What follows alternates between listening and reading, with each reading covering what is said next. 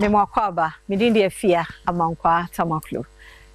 Health tips. Ewo Adom TV Badwam ena ohye no wa enani de dika ohye ye no saa ne ye no edware kosi fia da 5 minutes bia wo Badwam so e kasafa apomodemu 5 minutes ye nche sebe ya obenya kwan akọ onyuma awodo so na wotwe mu ye say frequent urination se wo Johnson tentem dog aka ne ma bebre a kire enen so kan ye ho ne ehwe complications se wo ho se bia yesa no wafa ne se wo de onu musuo dodo anti ne bia yesa dog wa ha oh boy Dr. Duboateni ti na dwumadi enso ye de ba fi se na dwumako endpoint homeopathy clinic ene so yasene e ma ye kone ne a doctor fo ahodo edi enkomo ti dog ene so ye mo akwa ba ne na se ye hwe complications se bia medwo so because me no munsuo nti medwo so ene so ka ho bia na complications e eno na ma yade bebre ti me di enya no because on say ya na de bia nipa da say ni try to find excuse for ade bia we go through.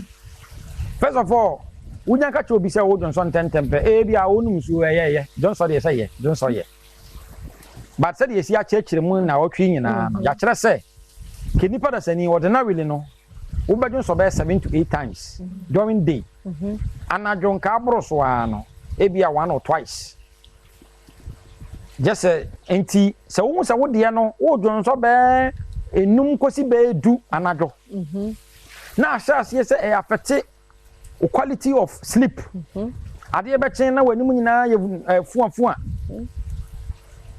Ojonso e ka ne ho wantwamika na okwakodwo o chese wa ojonso agu ho. Jonso kan wo so otwamika kodjonso. Okodjonso o koye no obedu wo no kra se na jonso sia kan no be kono obechema sa na jonso na ye dey aba. O say ye matter of concern. Ana say wo jonso na moja bi kwa di akire. Ana say ensuo fitaa bi di akire. Ana say wo de no Johnson na wo Johnson no bo say waya ase nyina no eya wo ya e de ba wo pan achi e ba wo hips eya wo ya. It should be a matter of concern. Johnson no a wo Johnson no obi kra timi Johnson tentem na sebi ne so wan say wo so kra sha asese ete. Enti apart from so Johnson tentem no you have to look out for all these indicators.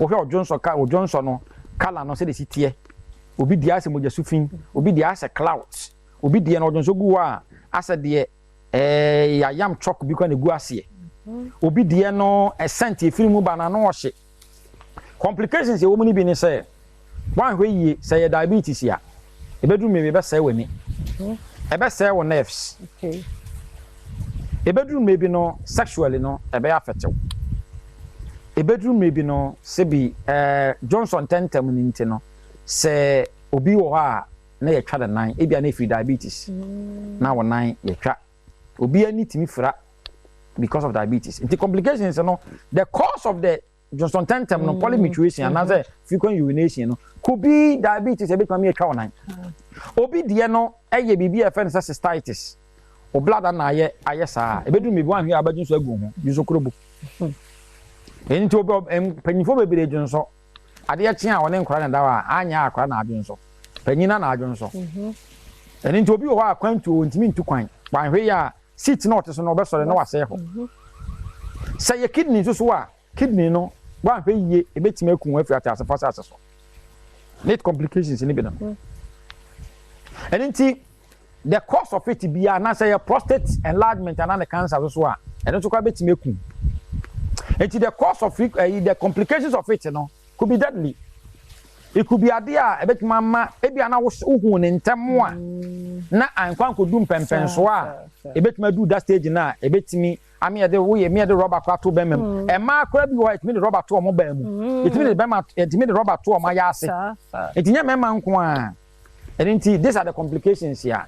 A year frequent urination, it's made it back. It's make a deadly. So the cause of it, no, a year deadlier. Kidney.